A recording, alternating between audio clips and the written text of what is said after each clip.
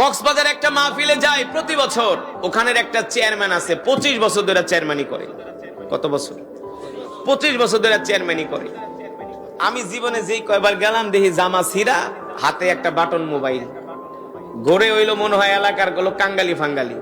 আমি গই মিয়া, মাইকে পোস্টারে লেখা আপনি প্রধান অতিথি, প্রতি বছর আহি আপনি বক্তৃতা দেন, আপনি জামা ছিঁড়া, হাতে বাটন মোবাইল, আপনি আবার চেয়ারম্যান হন কিভাবে?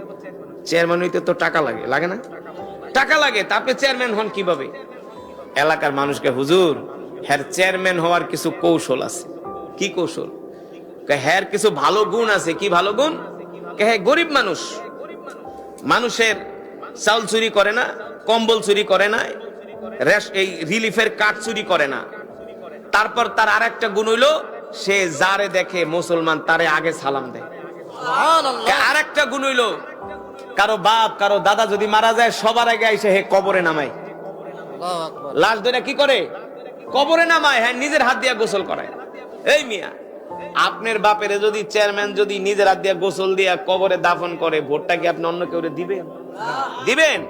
জীবন গেলে গাও না, আপনি লাগলে তার জন্য জীবন দিয়া দিবেন। কথা কন? আর হে জেরে দে হ্যারি সালাম দেখো, হুজুর তার চেয়ারম্যান হওয়ার কিছু কৌশল আছে। আমি বলি এগুলো তো আল্লাহ রসুলের সুন্নাহ। আল্লাহ রসুলের কি সুন্নাত। আপনি যদি আপনার শত্রুকেও, যে আপনার জম শত্রু, ওরেও যদি আপনি 1 সপ্তাহ 10 দিন টানা সালাম দেন, 20 দিন, দেখবেন এই সালামের কারণে লোকটার আমি এত ক্ষতি করি তাও তো সে আমারে সালাম দেয়। শত্রু বন্ধুতে পরিণত হয়ে যাবে, ঠিক না?